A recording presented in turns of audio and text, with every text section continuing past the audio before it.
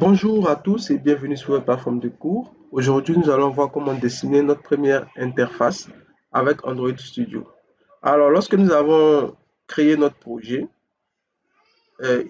notre projet a été conçu, c'est-à-dire a été généré avec une activité principale qu'on appelle Main Activity. Et Main Activity, c'est une activité qui va contenir un layout. Avec ce layout, on pourra dessiner nos différentes interfaces, d'accord? Donc, pour retrouver le layout, comme on a dit, c'est dans le répertoire S, layout et activity underscore mine.xml. C'est le fichier layout qui correspond à l'activity mine. Donc, lorsque je double-clique, automatiquement, ce que vous verrez chez vous de prime abord, c'est cette interface-là. Alors, cette interface-là, c'est une interface graphique qui nous permet de dessiner de façon graphique nos interfaces. D'accord? Donc, elle présente une palette dans laquelle il y a plusieurs composants, par exemple des textes view, des boutons, des images, des textes, des boutons, en tout cas qui vont nous permettre de dessiner toutes nos images. Alors, vous êtes un peu familiarisé parce que vous avez déjà vu en HTML comment est-ce qu'on met des boutons, comment est-ce qu'on met des zones de texte, ainsi de suite. D'accord? Donc, c'est un peu le rôle de cette palette-là.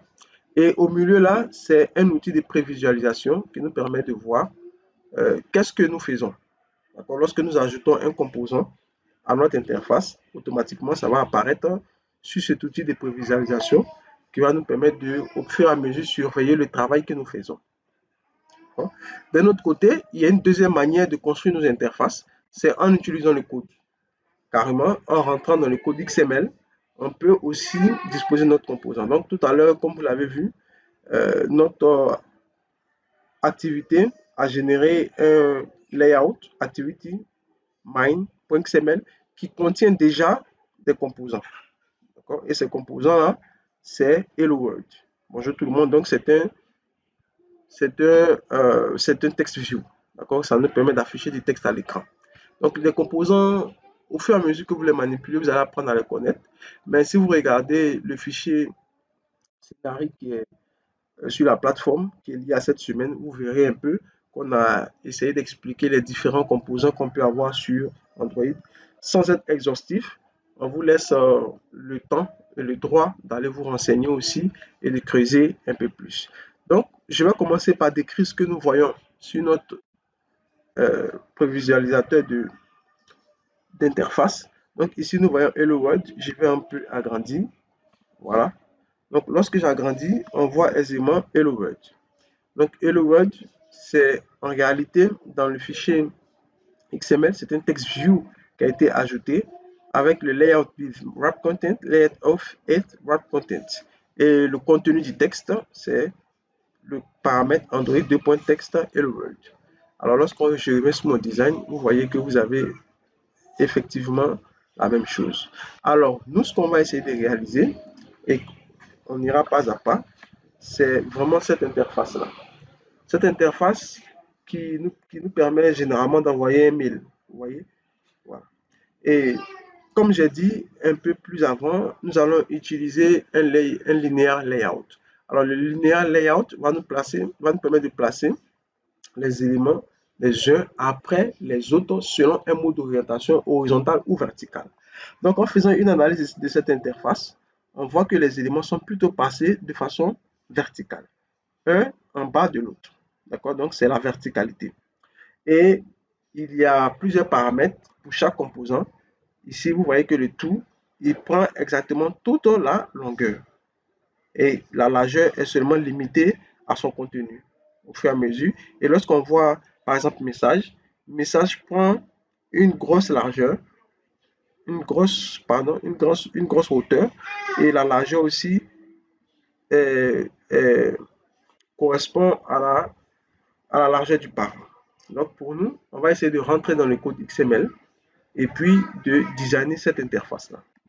Alors tout d'abord, pour commencer, on va supprimer le Hello World qu'on voit, c'est le composant text view, et on va garder ici, euh, je m'excuse, moi j'ai déjà eu l'opportunité de travailler sur ce fichier, c'est pourquoi ici vous voyez linéaire layout, sinon chez vous, ça sera constraint layout. Donc, vous allez juste supprimer la partie de constraint layout qui est ici et puis ajouter votre linéaire layout. OK. Donc, sans plus tarder, nous allons commencer. Donc, le premier élément que nous voyons sur notre interface, comme j'ai dit, c'est un linéaire layout et on veut que nos éléments soient passés de façon verticale. Donc, pour ça, il faut le préciser à Android que nous voulons que les éléments de ce linéaire layout soient placés de façon verticale. Donc, on va faire Android 2.orientation. Voilà. Et là, on va choisir le mode d'orientation verticale. Ce qui va nous permettre, enfin, de écrire notre premier composant. Alors, vous allez voir qu'il y a un gros mécanisme d'autocomplétion qui existe sur Android Studio, c'est-à-dire lorsque vous commencez à taper quelque chose, automatiquement, c'est complété par le navigateur. Il vous suffit juste de sélectionner la bonne complétion, d'appuyer sur Entrée et le tour est fait. Donc ici, je vais commencer par ouvrir une balise. Et ce que je veux ici, ce n'est pas un texte view, je ne vais pas afficher un texte, mais je veux plutôt qu'on puisse éditer un texte. Donc, je vais faire en majuscule Edit. Lorsque je tape ED, vous voyez automatiquement que le navigateur me propose Edit texte. Je tape sur OK et il me met directement les deux paramètres, comme j'ai dit, les principaux paramètres, Layout Width, Layout Height. Alors, lorsque je vois au niveau de Layout Width, on voit très bien que le Layout Width, il prend automatiquement le parent. Donc, plutôt que Wrap Content, c'est plutôt Match Parent. Et le Layout Height, vous voyez qu'au niveau de la hauteur, c'est juste cette petite hauteur-là. Donc, c'est en fonction du contenu. Donc là, on va faire Wrap Content. OK? Et à l'intérieur, il y a ce qu'on appelle un int. Ça permet de donner un peu une description de, euh, de la zone de texte. Donc pour cela, je tape Android, toujours précédé par Android, int. Voilà, int. Et ici, je vais écrire le texte qui doit avoir à l'intérieur de mon int, c'est tout. Alors lorsque je fais comme ça, j'ai ouvert une balise, je dois automatiquement la fermer. Donc je la ferme par slash et ce symbole-là. Donc, vous l'avez déjà vu en HTML. Donc, pas besoin d'insister là-dessus. Et donc, après avoir placé le tout, à la suite du tout, je vais placer un autre edit texte qui va avoir subject. Donc, je vais faire toujours la même chose, majuscule, edit, entrée, layout, width. Alors, vous voyez qu'au niveau de la longueur, c'est toujours la même chose. C'est match parent. Au niveau de la hauteur, toujours wrap content. Voilà. Et au niveau de la description, Android, 2.int. Donc là, c'est plutôt subject. Subject. Ici. Et donc, je vais encore fermer ma balise. Ensuite, je vais encore faire une autre zone de texte. Donc, balise ouvrante, majuscule edit texte, layout width. Comme vous voyez le width, c'est encore match parent. Le height, on voit que le height, il est quand même assez grand, mais en bas du height, il y a toujours un élément. Donc, ce que nous, on va faire, c'est que au niveau du height, on va toujours garder wrap content, d'accord? On va toujours faire wrap content. Là, le message sera toujours comme le subject. Par la suite, je vais vous montrer comment est-ce que on a pu réaliser ce grand espacement. Voilà. Et là, je ferme ma balise. Et à la fin, j'ai un bouton. Bouton, balise ouvrante, B-O-B-U-T. Voilà, c'est proposé. Les layout width, c'est facile. Vous voyez comme c'est écrit send, c'est vraiment du wrap content, wrap content. D'accord? Donc, 8 wrap content et 8 wrap content. Alors, si je veux prévisualiser le travail que je suis en train d'effectuer, tout simplement, attention, il faudrait fermer la balise qu'on vient d'ouvrir. Alors, si je vais prévisualiser le travail que je suis en train de faire, je vais juste dans Design. Voilà. Et je vais agrandir un tout petit peu. Vous voyez, il me permet de visualiser ce que je suis en train de faire. Donc, comme vous voyez, tout, subject, message, sent. Pardon, on n'a pas terminé notre code. Donc, au niveau de, toujours au niveau de edit texte, je vais rassembler ici, OK. on a le message à ajouter. Donc, Android 2.int. Voilà, c'est message. Ceci. Et au niveau de button, voilà, hop, Android 2 points. Cette fois-ci, c'est pas une description, mais c'est plutôt un truc en clair. Donc, c'est texte. C'est le paramètre texte. On va ajouter signed. Donc, lorsque je termine ça et que je vais prévisualiser, alors je viens automatiquement sur mon outil de prévisualisation. Et là, vous voyez tout subject message sent. Alors, on a encore des éléments à modifier. Par exemple, vous voyez ici, il y a le principe de gravité qu'on doit ajouter pour que notre composant send arrive là juste en bas. Et il y a le message qui doit avoir une grande hauteur. D'accord? Donc, d'abord, on va s'occuper de la gravité par rapport au send, par rapport au bouton. Donc, pour cela, qu'est-ce qu'on avait dit? Par rapport au bouton, on avait dit qu'on allait ajouter, pour modifier la gravité, Android, 2.layout, underscore gravity. Et donc, à ce paramètre-là, on va lui donner la valeur right.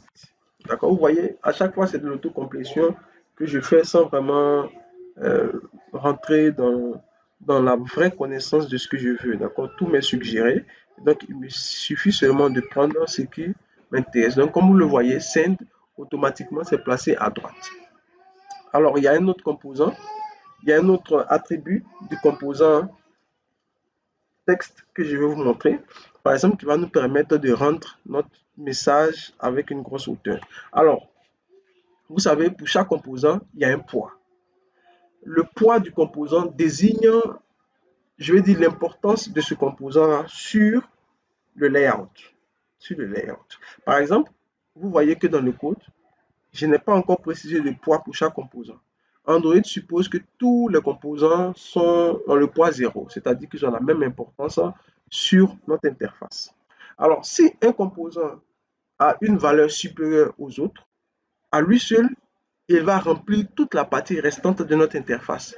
Donc, par exemple, pour le message, pour notre message qui est ici, je vais lui demander de donner une importance à ce composant. Alors, vous allez voir Android, 2 points, layout,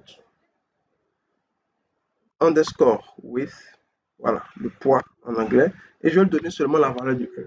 Comme vous savez, les autres, je n'ai pas précisé de poids, donc on suppose que c'est le poids standard. Voilà, il se limite juste à layout width et layout height. Mais lorsque nous précisons le layout width à 1, ça veut dire que ce composant-là, il est prioritaire aux autres composants, donc il va occuper le reste de l'espace de l'écran. Donc, lorsqu'on va visualiser, vous voyez qu'automatiquement, c'est devenu très grand. Voilà. Le message est devenu très grand. Pourquoi? Il a une importance qui est supérieure aux autres importances. Du coup, il va se charger de remplir tout l'espacement qui reste. Vous voyez là où le texte il est situé. Alors nous, dans notre exemple, le texte il est situé là tout en haut de ce petit widget là. Donc ce que nous on va faire, c'est d'encore rentrer et jouer sur la gravité. D'accord? Sur la gravité de ce texte là, vous vous rappelez, on avait vu un autre paramètre qui était assez important qu'on appelait Android Gravity. Il permettait de déterminer la position du texte dans le composant lui-même. Donc, je vais rentrer dans le message et je vais faire Android 2.gravity. Et au niveau de Android Gravity, ce qui est en bas, je vais mettre que je le veux en haut, donc top. Donc, automatiquement, il sera en haut. Et si je vais prévisualiser, alors je vois aisément que le message est arrivé en haut. Là, on peut dire qu'on a à peu près terminé. Alors, ce que je vais vous faire remarquer, vous voyez, au niveau du linéaire layout, il n'y a pas vraiment d'espacement entre les différents composants et le linéaire layout. Alors, en PHP, en CSS, pardon, vous avez vu une propriété qu'on appelle le padding. Voilà, le padding permet de donner des marges internes à un composant. Alors, avec Android aussi, on peut utiliser cette propriété-là sur un layout pour pouvoir mettre un peu d'espacement. Alors, ce que je vais faire de mon côté ici, c'est de rentrer dans les propriétés du du linéaire layout et ajouter Android padding. Avec Android padding, je vais mettre ce qu'on appelle un espacement. Donc, je vais mettre, par exemple, je vais un espacement de 15 dp. Alors, c'est quoi dp? Avant d'expliquer dp, je vais d'abord vous montrer ce que cela a produit comme différence. Vous voyez, automatiquement, vous voyez la différence. Il y a eu un petit espacement qui s'est placé à gauche, en haut, à droite et en bas. Alors, lorsque je ne précise pas de direction, par exemple, padding top, padding left, padding right, alors il suppose que je veux ajouter la même valeur à tous les 4 côtés. Alors, c'est quoi le DP? DP signifie Density Independent Pixel. Alors, c'est une unité de mesure qui va nous permettre de nous affranchir des incohérences d'affichage, d'accord, suivant la résolution des différents écrans. Par habitude, vous utilisez les pixels. Mais vous avez des écrans de 5 pouces, vous avez des écrans de 4 pouces, vous avez des écrans de 9 pouces, d'accord? Par exemple, si vous représentez l'unité en pixels d'un écran à un autre, vous n'aurez pas le même type d'affichage. Alors que lorsque vous utilisez la densité par pixel, c'est-à-dire DP, en ce moment, vous affranchissez de toutes les contraintes. Votre application, votre interface graphique aura les mêmes caractéristiques sur tous les types d'appareils que vous allez utiliser. Donc, pour un souci d'homogénéité, voilà, je vais vous demander pour réaliser des opérations de bordure ou bien de déplacement des composants les uns par rapport aux autres, d'utiliser toujours l'élément DP. Je vous remercie d'avoir suivi cette vidéo et je vous donne rendez-vous dans la prochaine vidéo pour apprendre comment référencer ces différents éléments-là et exploiter les valeurs de saisie qui nous seront fournies par l'utilisateur.